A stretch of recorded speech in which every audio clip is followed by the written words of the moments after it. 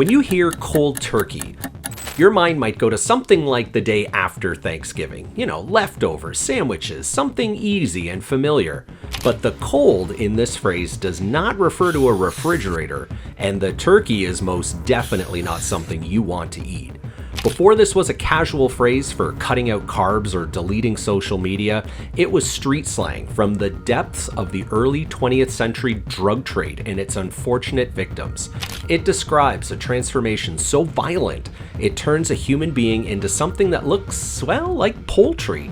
It is perhaps one of the most graphic medical descriptions we use in everyday conversation. So forget the sandwich. Today on Phrases Explained, we're uncovering the chilling true story behind cold turkey. Now, before we get into the history, let's establish exactly how we use this phrase today. To quit something cold turkey is to cease a behavior or habit abruptly and completely. It is the opposite of gradually reducing your intake. Gradually reducing your intake would be a gentle slope. Cold turkey is falling off a cliff.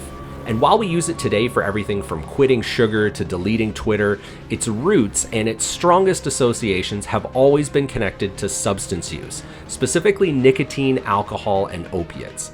And that connection to serious substances is where we find our first and most widely accepted theory of origin. Now, if you're squeamish, then brace yourself, because this first theory is, yikes. While the phrase itself seems kind of goofy today, most experts agree its origins are likely rooted in the harrowing reality of early 20th century drug addiction, specifically opiate withdrawal. In the 1920s and 1930s, cold turkey began appearing in underworld slang to describe the process of an addict kicking heroin or morphine without any medical assistance or substitute drugs. And when someone undergoes acute opioid withdrawal, the body goes into chaotic overdrive. The symptoms are severe: sweating, nausea, intense anxiety, and terrifying body aches. But one specific symptom is key to this theory. Withdrawal causes the sympathetic nervous system to misfire, leading to extreme chills and involuntary contractions of the tiny muscles attached to your hair follicles. The clinical term for this is piloerection, but you know it as goosebumps. When an addict was in the throes of withdrawal, shivering and sweating, their skin would turn pale, clammy, and become covered in these hard bumps. To observers at the time, the comparison was obvious. The person's skin looked exactly like the skin of a plucked, cold, dead turkey ready to throw in the oven. These addicts, they weren't just quitting, they were physically becoming a cold turkey.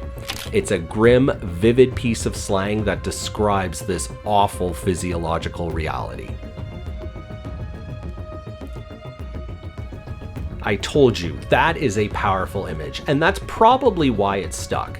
But language, and especially the English language, is rarely that neat and tidy. Some word nerds are going to argue that the goosebump theory, while compelling, might be a case of folk etymology, basically a story made up after the fact to explain a phrase that already existed. Instead, they suggest that the origin might be culinary.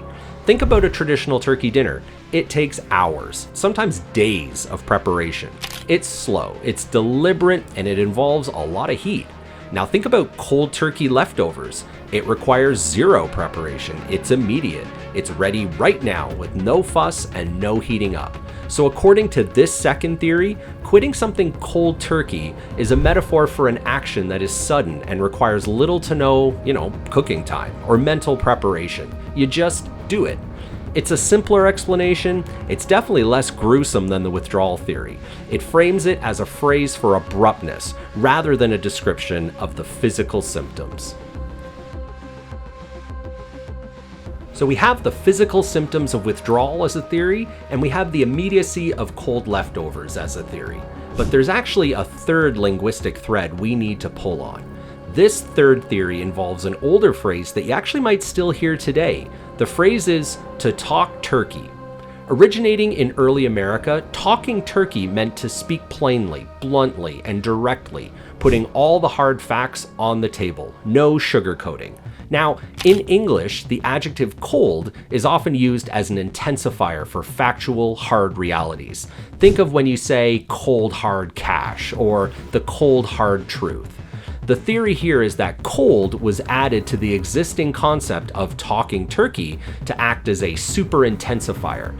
If talking turkey is being blunt, then doing something cold turkey is doing it in the bluntest, most direct, most unforgiving way possible.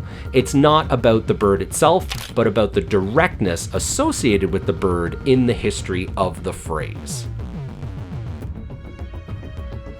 So, 3 theories. Which one is it? Well, to figure that out, we have to look at when the phrase first showed up in print. The earliest widely cited example comes from a Canadian newspaper, the Daily Colonist, in 1921. It described, drumroll please, medical treatments for addicts. The article mentions that some doctors leave patients to, quote, cure themselves by the cold turkey treatment, end quote. It goes on to quote a famously tough doctor named Dr. Judy, not to be confused with Judge Judy, saying, quote, if the cold turkey cure is given, the addict is locked up, and his supply of drugs is entirely cut off. He gets violent, but in 3 days, he is usually ready to take food and build up, end quote. Throughout the 1920s and 1930s, it remained mostly drug slang. But by the post-war era, especially the 1950s and 1960s, the phrase crossed over into mainstream culture. It became heavily associated with cigarette smoking, losing some of its gritty underworld edge, and becoming a common household phrase for kicking any bad habit. While the culinary connection and the whole talking turkey linguistic link are interesting, the historical evidence points heavily towards the grimmer and darker reality. The timing of its appearance in the 1920s, specifically in the context of untreated drug withdrawal, makes the goosebump theory the most likely origin point for this. It started as a brutally descriptive term for a physical state looking like a plucked bird and evolved into a metaphor for the action that caused the state. It's a vivid, slightly uncomfortable reminder that sometimes the only way out is through pain. Thanks for watching today, folks. If you're currently trying to quit something cold turkey, I wish you the best of luck. Hang in there, you can do it. And if you enjoyed this mini deep dive, please give the video a like and subscribe to the channel so you don't miss the next one, or the next one, or the one after that.